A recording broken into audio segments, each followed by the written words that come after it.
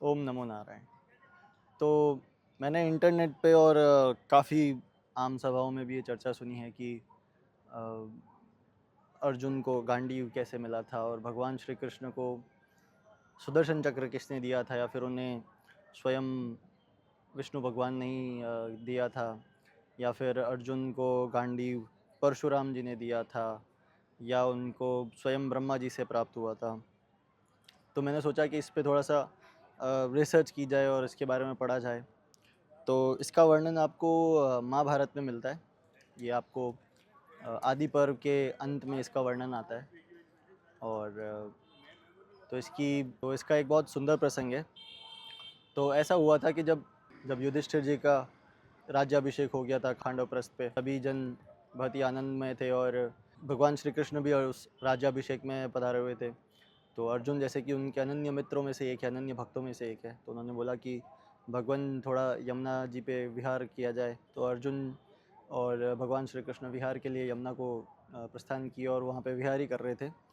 ऐसे में अग्निदेव ब्राह्मण का स्वरूप धर के उन दोनों के पास गए और बोला कि मैं बहुत ही अतृप्त ब्राह्मण हूँ, तो मुझे तृप्त करने के लिए आप भिक्षा दीजिए।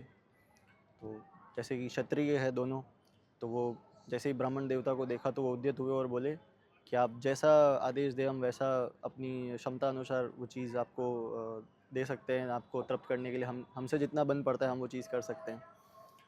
तो अग्नि देवता ने बोला कि मैं बहुत ही अतृप्त हूँ और वो आप अगर दे सकते हो तो आप हाँ बोलो, नहीं तो मेरे को कोई दिक्कत नहीं है, मैं कभी और आपसे मांगूंगा।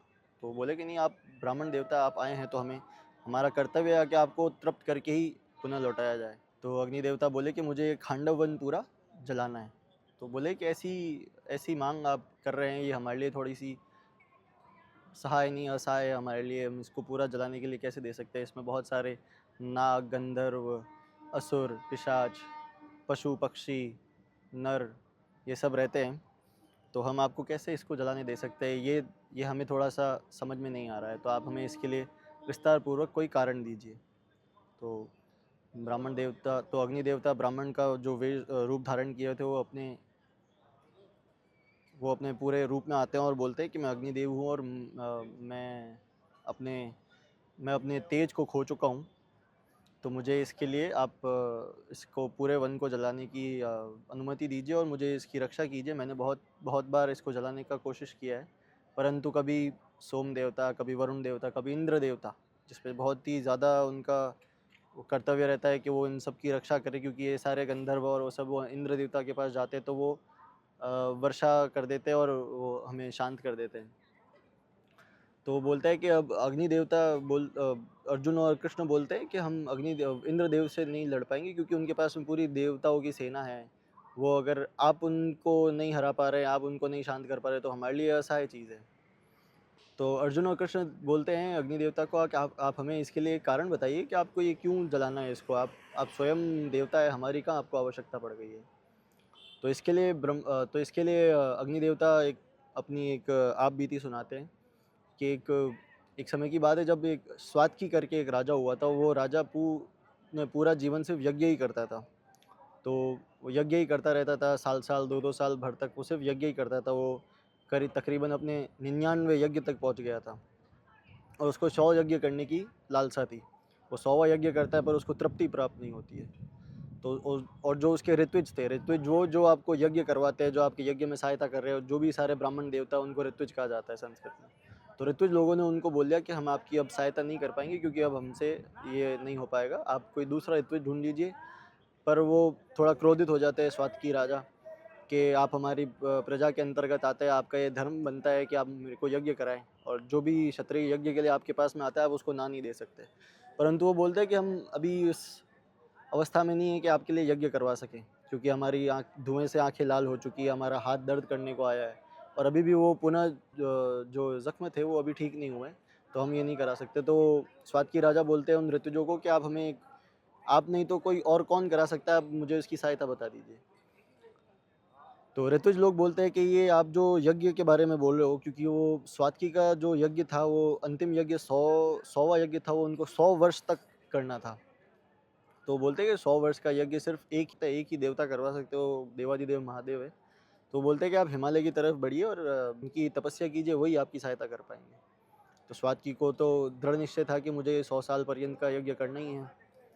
तो वो गए हिमालय की तरफ, उन्होंने तपस्या प्रारंभ की। उनको तकरीबन 12 वर्ष लग गए उन देवाधिदेव महादेव को प्रसन्न करने में। 12 वर्ष के बाद में महादेव आए, बोले कि मैं प्रसन्न हो गया हूँ, पर यज्ञ करवाना सिर्फ और सिर्फ ब्राह्मणों का कार्य, और मैं ब्राह्मण नहीं हूँ, मैं देव हूँ, और देवताओं का काम नहीं है यज्ञ करवाना। हमारा काम है यज्ञ की आहुति से तृप्ति लेना, तृप्ति पाना।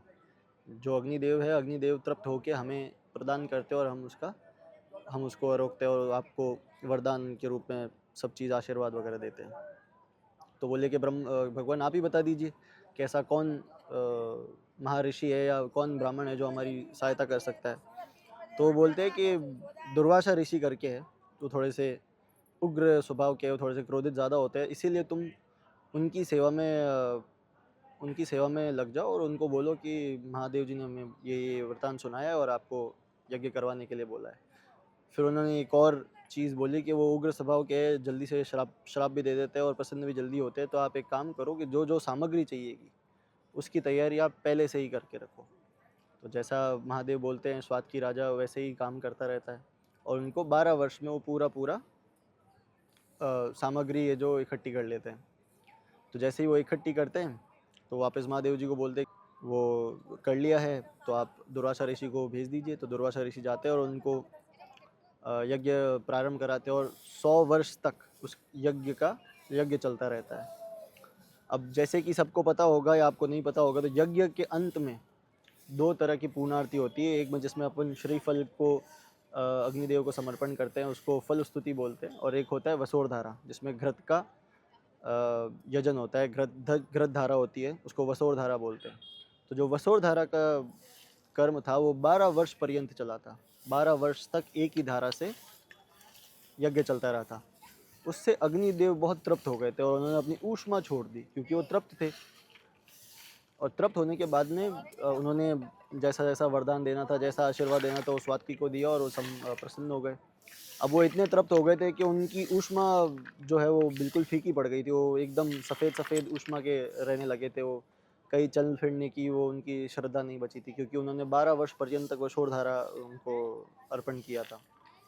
अब ऐसा होने के बाद में अग्नि देवता को बहुत ज़्यादा ग्लानि होती है कि ये मेरा कर्म नहीं है, मुझे तो मद चर्म और चर्म जलने की खुशबू पसंद है। जब कोई चिल्लाए कह रहा है ये मेरा कार्य है, मुझे ये करना चाहिए, तो वो करते हैं। तो वो ब्रह्मा जी के पास जाते हैं कि मुझे इसका उपाय बताए। तो वो बोलते हैं खांडव वन को पूरा जला दो, तो उससे आपकी ऊष्मा वापस आ जाएगी और आप वापस से तृप्त से अतृप्त हो जाओगे। क्योंकि बहुत सारे जो जीव गंधर्व और उन सब की आप हत्या करोगे, तो उनसे जो चर्म है, आपको जो चर्म की खुशबू है, वो आपको आपकी वापस ऊष्मा लेके आ जाएगी।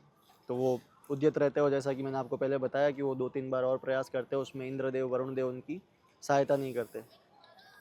तो ये वरदान सुनाने के बाद में अर्जुन और कृष्ण पूछते हैं कि भगवान जैसा आपने बोला है, अब अगर ब्रह्मा जी ने आपको ये बोला है करने को, तो हम कौन होते हैं रोकने वाले, हमें भी ये करना ही पड़ेगा। तो बोले पर इंद्रदेव से लड़ने के लिए और इतने सारे देवताओं के साथ एक साथ लड़ने के लिए, आपकी रक्षा करने के लिए हमारे पास कोई ऐसा अस्त्र शस्त्र नहीं है जिससे हम आपकी रक्षा कर पाएंगे या आपका जो संकल्प है हम वो पूरा कर पाएंगे। तो अग्नि देवता बोलते हैं कि इसमें आपको चिंता करने की कोई दिक्कत नहीं है, मैं आपको प्रदान कर दूंगा। तो वो वरुण देवता से गांडीव लेके अर्जुन को प्रदान करते हैं, और वरुण देव और सोम देवता से सुदर्शन चक्र लाके कृष्ण भगवान को प्रदान करते हैं। और उसी के साथ में जो नंदी घोष रथ है, जो अर्जुन का रथ है, जिसके ऊपर कपिध्वज जिसको बोलते हैं, जैसे हनुमान जी के जैसा एक चित्र था, मतलब हनुमान जी का ही चित्र था वो समय पे, तो वो भी लगा हुआ था। वो नंदी घोष नामक रथ जो था वो सोम देवता के पास था। वो उनसे मांग के इनको प्रदान करते हैं और बोलते हैं कि ये 1 और 2 अक्षय तुणी जो कि अश्विनी कुमारों के पास थे, वो उनसे लेके उनको प्रदान करते हैं।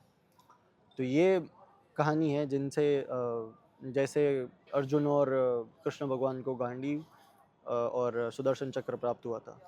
अगर आपको इसके आगे का प्रसंग सुनना है कि उनके देवासुर संग्राम में क्या क्या हुआ था, तो आप प्लीज़ मुझे कमेंट करके बताइए और इस चैनल को ज़रूर सब्सक्राइब करिए।